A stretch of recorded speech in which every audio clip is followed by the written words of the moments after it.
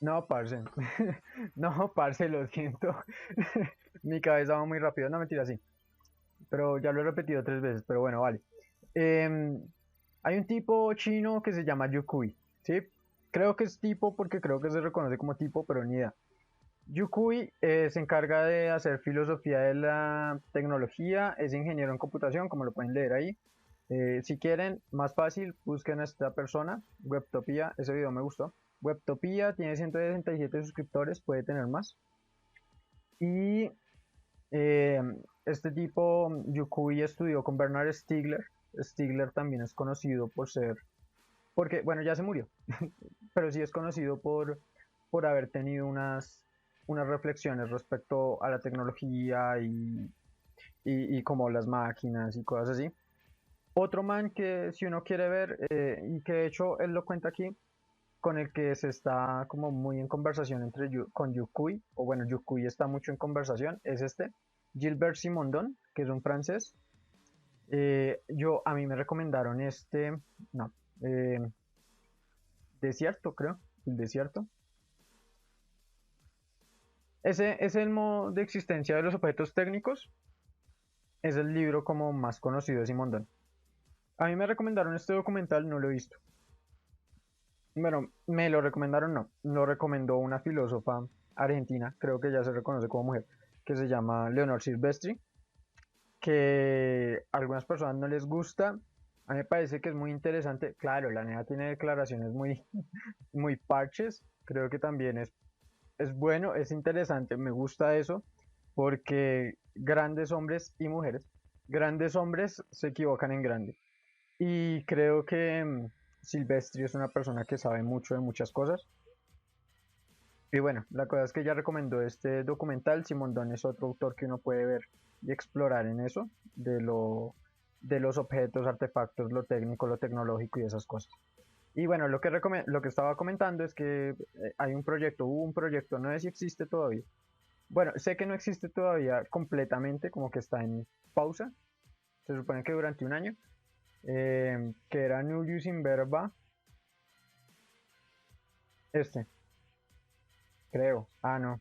Bueno, era latinoamericano y era un proyecto de filosofía latinoamericana, principalmente enfocada en las ciencias, en la divulgación científica. Ahí en algún momento sacaron un documento en el que trataban de hacer como filosofía de la técnica. ¿Qué? ¿Y por qué no lo vi? No, parece es que yo a veces me pongo a... Mi cabeza va como con muchas cosas a veces y entonces me encuentro algo y me engolosino y paila. Y además creo que estaba preocupado como por cosas de la universidad. O sea, esto que ustedes ven aquí, de yo saltando de una cosa a otra y de una cosa a otra y de una cosa a otra, eso es mi diario vivir en algunas cosas, por lo menos en lo teórico. Si quieren, este man es muy bueno en cuanto a música, Music Radar Clan, por ahí estaba viendo el video. Antes de darme cuenta que había durado 3 horas con el micrófono silenciado y hablándole al vacío. O bueno, no hablándole al vacío, le estaba hablando como a dos personas que sí me estaban viendo, yo creo que por la música, porque Halloween es interesante. Entonces, bueno, ya, eso para que lo tengan en cuenta, Yukui y Simondon, si lo quieren ver en algún momento, y Bernard Stiegler, si lo quieren ver. Lo mejor es que vean a esta persona de Webtopia que sube videos ahí. Hmm, no es fácil de encontrarlo así. Bueno, busquen Yukui y ahí aparece. Tiene, al día de hoy creo que tiene traducidos 3 libros, creo. Y ya. Bueno, eso por ese lado. Ahora sí, a lo que vine. A lo que vine y es básicamente explicar por qué esto se va a comenzar a llamar Destrozando Idiotas, ya más o menos lo dije en la sesión anterior. Y eso parte de este libro que, espérenme un momento, que aquí tengo abierto, página 63, vale. Se me olvidaba que tengo, que tengo dañado el teclado. Listo, este libro de Félix Guattari con Gilles Deleuze, que se llama ¿Qué es la filosofía? Este tema de qué es la filosofía es algo, vea,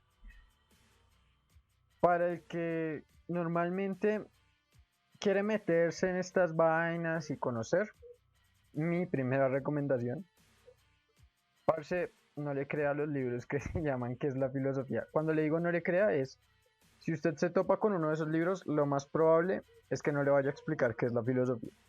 Lo que va a hacer es que lo va a meter en un sistema filosófico y usted va a terminar medio perdido. Eso no es problemático, es genial, uno se puede perder en las cosas y es maravilloso. Pero si lo que están buscando es una, ya lo expliqué, si lo que están buscando es una introducción amena, que te enseñe cositas, que te ayude como a tener un poco de, sí, como un panorama, lo más probable es que un libro que se llame ¿Qué es la filosofía? No vaya a ser, sino que esa es mi manera de verlo. Tal vez haya libros, porque es que hay muchos autores que han escrito sobre qué es la filosofía y le ponen el nombre así, literal, y entonces tal vez haya libros que sí sean muy buenos, pero yo de momento los que he tocado que se llaman qué es la filosofía, no aclaran muchas cosas. Entonces, bueno, eso por ese lado.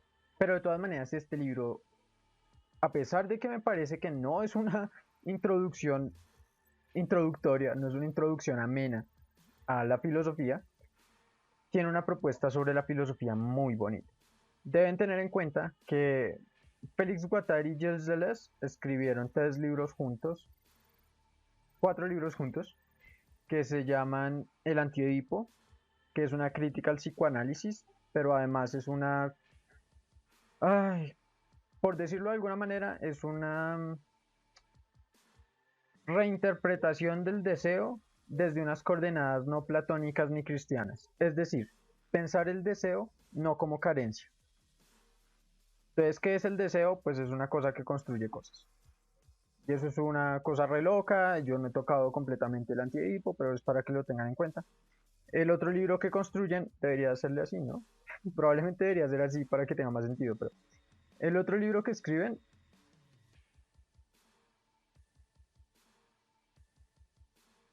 porque no usan la lógica de proporciones. ¿Cómo así? No entiendo tu pregunta al respecto. Mientras me la explicas, yo voto el otro. El otro que escriben, los voy a decir en cronológico. Está ese, luego escriben uno que se llama Kafka por una filosofía menor, luego está otro que se llama Mil Mesetas, que en Mil Mesetas dicen que es la obra más terminada, y el último es este que es la filosofía. Que es la filosofía sale en el 91, Félix Guattari muere en el 92, si mal no recuerdo, de cáncer, no sé de qué cáncer, pero muere de cáncer, creo. Y el último libro que sacó Félix Guattari se llama Cosmosis. Y Gilles Deleuze muere en el 95, se suicida, se tira de una guardilla. Él vivía en un piso por allá arriba y tenía cáncer, le habían quitado un pulmón y medio, o sea, literal, le habían quitado un pulmón y medio. Tenía, no me acuerdo, sí, creo que tenía cáncer de garganta y de boca, ya te respondo. Tenía cáncer de garganta y de boca, sufría ataques de tos y no podía levantarse de la cama y llegar al escritorio. Vale, me parece bien, Rata. Eh, Rata sapiosexual. Espero que lo puedas ver. Esto va a quedar grabado de todas maneras. Para mientras tengo que leer un apartado y ya. Bueno, básicamente lo que pasó con Deleuze es que tenía ataques de tos, ya no podía dictar clase, tampoco podía fumar, a él le gustaba fumar mucho. Y un día pues se suicidó en el 95. Entonces este fue el último libro que ellos escribieron, lo escribieron juntos y tiene unas propuestas muy interesantes filosóficas. Ahora, ¿por qué no usan la lógica de proposiciones en la filosofía? Lógica de programación, los problemas de verdadero y falso. Uf, sí se usa. El problema es que yo no sé ustedes qué lógica ven ahí, ¿sí? Y yo no conozco tanta lógica, conozco algunas cositas de lógica. Lo que sucede es que lo primero es que la lógica no es suficiente para los problemas filosóficos, no parece ser suficiente para los problemas filosóficos. ¿A qué me refiero? digamos, ¿cómo podrías resolver el problema de las recetas solamente con lógica? Eso se intentó, ¿sí? Eso ya se intentó. Toda la filosofía del siglo XX prácticamente es una forma mediante la cual, bueno, toda la filosofía anglosajona, que normalmente es denominada analítica, del siglo XX, es un intento de hacer de la lógica un instrumento preponderante dentro de la reflexión filosófica. Pero cuando se hace eso, se descubren problemas en la propia aplicación de la lógica que hacen que la lógica hasta cierto punto termine inutilizada. Sí, lo que sucede es que, por ejemplo, el Gödel, bueno, como algo así rápido. Píllate la vaina. Russell en. Ah, historia de la filosofía, bueno. Hay un mancito que se llama Ludwig Frege, creo que es Ludwig, pero se puede buscar Frege. Frege es el padre prácticamente de dos corrientes, que es la manera en que uno le venden, de la filosofía contemporánea, es decir, de la filosofía del siglo XX. De la del XXI no tanto. Más o menos sí, más o menos no. Más o menos sí, en que más o menos sí quedan secuelas, más o menos no, en que ya estamos viendo otras cosas. Como que esas dos corrientes, pues. Mantener dos corrientes apartadas no tiene mucho sentido porque al final uno va viendo que se comparten algunos problemas, muchos problemas, y que los autores no son tan blanco y negro. Ahora, de Frege salen dos posiciones. Una es la de la filosofía que se presenta como que inicia más o menos en Gran Bretaña, se extiende a Viena y Austria, y luego de ahí pasa a Estados Unidos, luego de la Segunda Guerra Mundial. Y la otra que llega a Alemania, bueno, llega a Alemania no, Frege creo que es austriaco, creo. Entonces se queda en Austria, pasa a Alemania, bueno, bueno, llega a Alemania con Husserl. Y de ahí como que se derrama por Francia, Alemania, Italia, España, y también llega una parte de Estados Unidos con la Segunda Guerra Mundial. Frege lo que intenta hacer es comprender qué es el sentido y eh, potenciar la lógica. Potenciar la lógica a partir de una aplicación de un sistema novedoso de notación con el cual se pueda resolver la logización de la matemática, es decir, hacer que la matemática tenga sentido desde las coordenadas de la lógica. Lo que intentó Frege, hasta donde entiendo, era reducir la matemática, los axiomas de Peano, que son unos axiomas que yo no conozco, yo solo los conozco de nombre, a lógica. Eso es lo que yo entiendo. Pero no fue suficiente. Pero Frege nos dejó cosas interesantes, lo de sentido y referencia, digamos que, y significado, creo, que es va.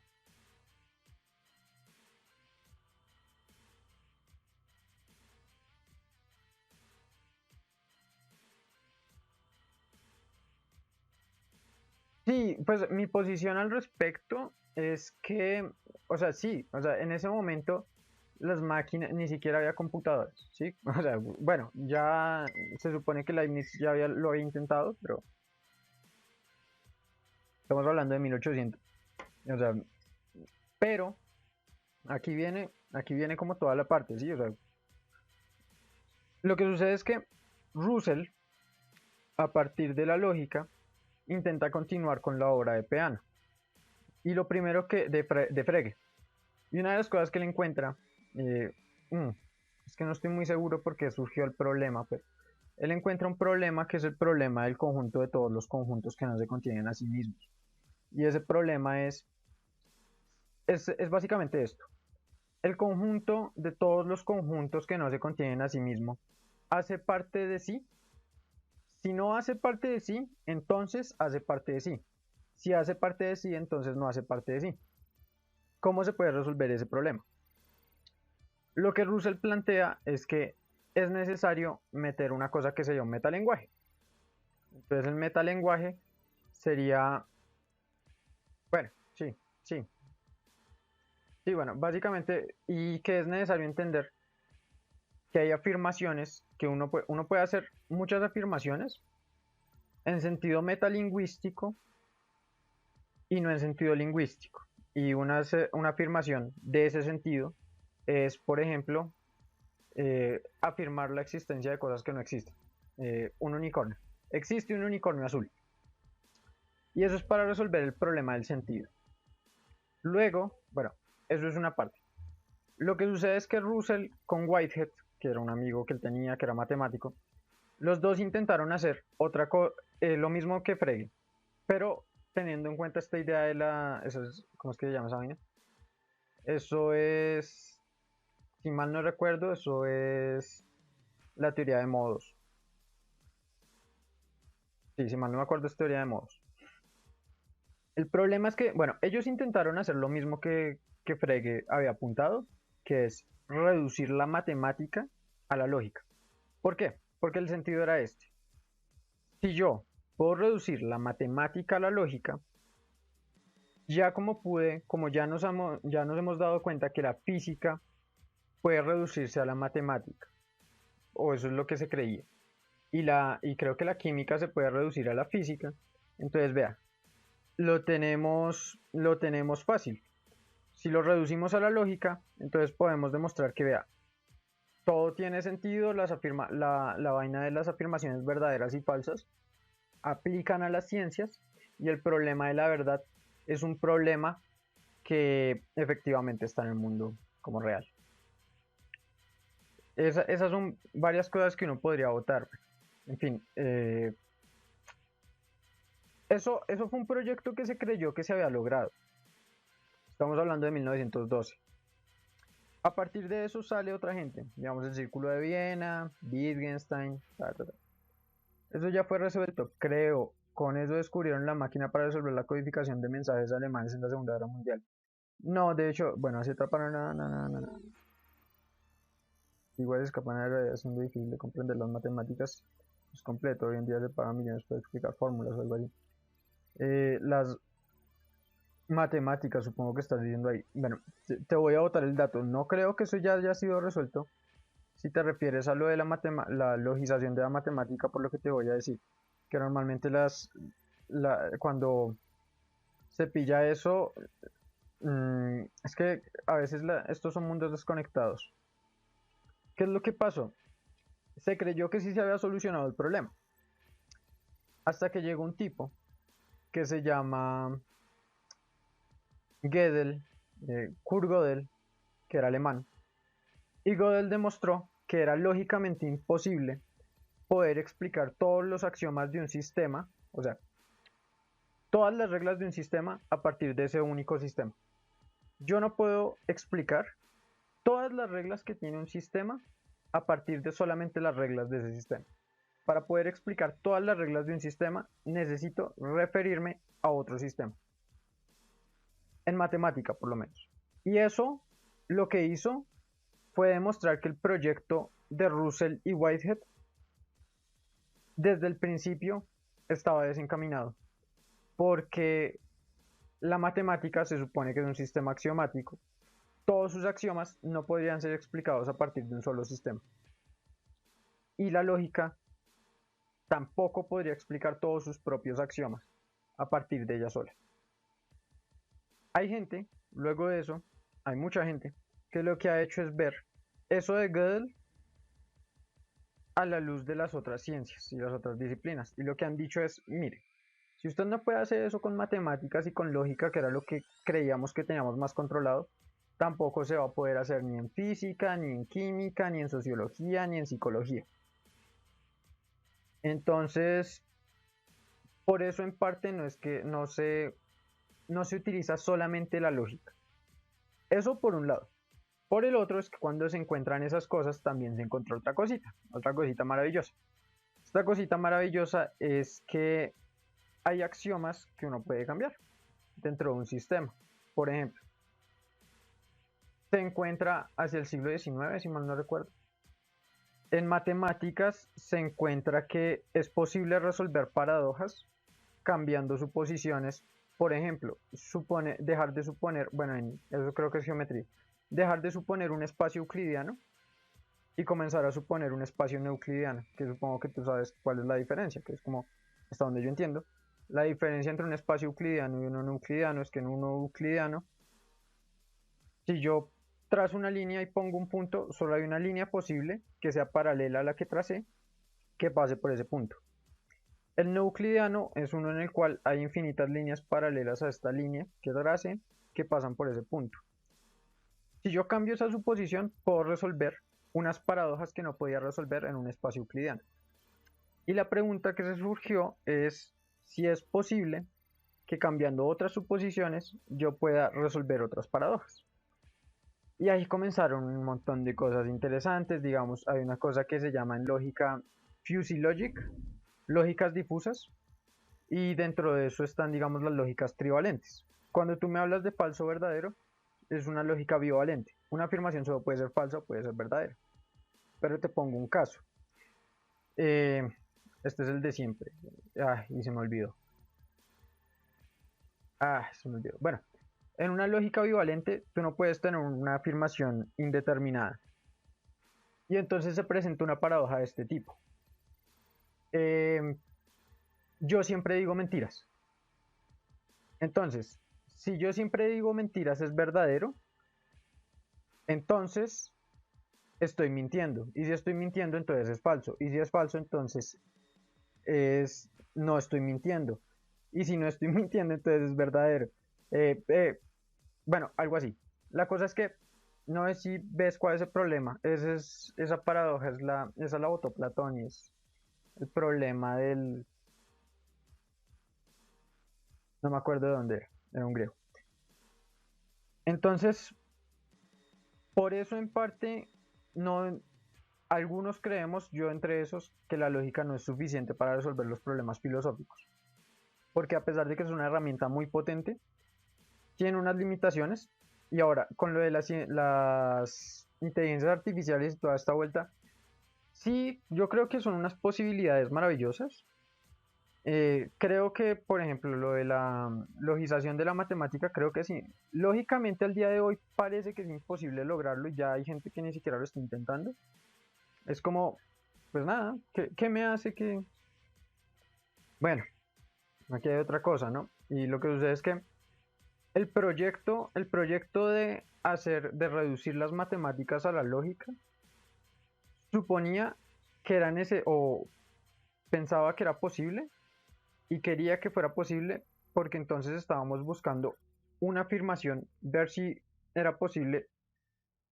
Bueno, uno era el problema de la verdad y el otro que uno podría decir es que estábamos buscando a ver si era posible reducirlo todo a una cosa que nos dijera, bueno, eh, si era posible encontrar que todas las afirmaciones que hacíamos sobre el mundo estuvieran conectadas en cierta medida, como esto se sigue esto se sigue esto se sigue esto se sigue esto, ta, ta, ta, ta, ta, ta, ta, y entonces tuviéramos un conocimiento completo del mundo, entiendo yo. Pero no, y a mí me parece divino que sea así. Parece que no en la medida en que lo que ya te dije de Gödel, el problema de las lógicas bivalentes que se dan para esas se llaman paradojas autorreferenciales, y esto de las paradojas autorreferenciales se trató de resolver Russell con lo del metalenguaje, pero también se presentaron, yo no estoy muy seguro porque, bueno, y hay otra cosa, y aquí es donde uno mete la física. Si el mundo fuera lógico, la onda partícula se supone, en la lógica se supone que hay tres suposiciones básicas. Son tercero excluso, principio de no contradicción y principio de identidad. ¿Qué es? Sí, sí, también.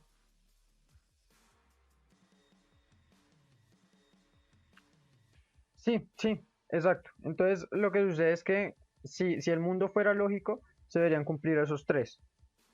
pero la onda partícula parece que no cumple el de tercero excluso y parece que no cumple el de no contradicción. De todas maneras, eso es un problema abierto. ¿Por qué? Porque hay gente que sigue buscando una, como unificar las ciencias. A mí me parece que es un proyecto que producirá unos resultados, pero no me parece que sean los mejores. Creo que no es necesario ni siquiera buscar unificar las ciencias. Eh, Me parece que sería muy aburrido. Y además tengo una posición constructivista respecto a las ciencias que conozco y lo que conozco de ciencias. Y me parece que puede ser más divertido un mundo en el cual empiezan a proliferar disciplinas en vez de uno en el que tratamos de cerrarlas todas. Porque digamos se presenta el problema del eliminativismo, que es básicamente en neurociencias pasa.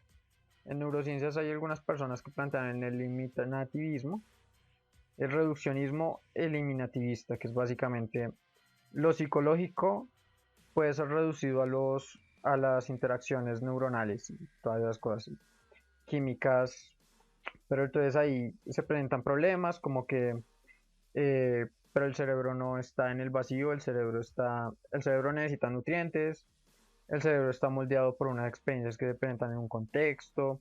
Si uno pone solamente un cerebro a funcionar, probablemente no va a presentar los mismos procesos porque nosotros sabemos que voy a utilizar un término que normalmente los cientificistas dicen que es solamente matemático, pero no necesariamente, porque uno podría utilizarlo fuera de la disciplina que se llama así. La topología del cerebro, es decir, la manera en que se organiza, eh, se cambia mucho dependiendo del contexto en que se encuentra. Y cuando digo cambia mucho es que es posible, y no solo es posible, lo que sucede es que la sinapsis neuronal no es una cosa en la que solamente se arman, en la que solamente se van unas ramitas a otras neuronas y ya. La sinapsis neuronal es una vaina compleja en la cual entra calcio y ese calcio posibilita en algunos y en muchos casos de hecho, no en todos, pero bueno, en todos entra calcio, es necesario que entre calcio, pero en muchos casos no, en algunos casos no se presenta lo que voy a decir, pero que entre calcio posibilita dependiendo de que se active un mensajero, una partícula de RNA, de, de, bueno, de RNA mensajero, que llega al núcleo y le dice a la neurona, entre comillas, grandes comillas, necesitamos un cambio. Y ese cambio, bueno, entonces esa vaina produce unos genes, o bueno, produce unos genes, ya ahí yo empiezo a patinar un poco, pero termino generando unos mecanismos por los cuales se termina cambiando la manera en que la propia dendrita, es decir, la rama, está constituida. Entonces lo que puede suceder es que la, la dendrita no es solamente una linecita, sino que eso tiene unas bifurcaciones, tiene unas ramas, y ella misma puede tener más ramas. Y, y cambiar genéticamente, cambia, digamos, su sensibilidad, cambia un montón de cosas. Y eso no sucede en el vacío, ¿sí? Eso no sucede en el vacío. El cerebro está dentro de un cuerpo y el cuerpo está dentro de un contexto. Entonces, el problema es que cuando yo estoy buscando, y eso es lo que me parece a mí, cuando yo estoy buscando reducir las disciplinas unas a otras, estoy buscándome una receta que me diga todo de una sola manera o con una afirmación específica. Y que de hecho eso es lo que se supone que estaban buscando Hawking con esta idea y que se supone que al día de hoy siguen buscando algunas personas en teoría de cuerdas, que es como la metateoría, la metafórmula, una vaina así, que es una fórmula con la cual se describan una fórmula con la cual que contenga que pueda contener todas las fórmulas matemáticas de la física, creo, una cosa así. El problema con eso, o sea, uno de los problemas con eso es que no cumple lo de Gödel. El resumen que les di es incompleto, porque lo que sucede con Gödel es que él demostró, o Gödel, bueno, con Kurt Gödel, el mancito tenía un mechón blanco, le voy a decir el man del mechón blanco. Lo que pasó con el man del mechón blanco es que Píllate que él demostró que si yo tengo una afirmación, esa afirmación, entre más cosas explique, es menos exacta. Y entre más exacta sea, menos cosas explica. Eso es la incompletitud de Gödel. En matemáticas se supone que él demostró eso respecto a sistemas axiomáticos. Hay gente que lo estira, digamos, dentro de otras afirmaciones como sociológicas o psicológicas o cosas así. Pero la cosa es que en el mundo de a pie parece que sí sucede, que si tú haces una afirmación, si tú haces una generalización, tu generalización necesariamente tiene que ser poco específica.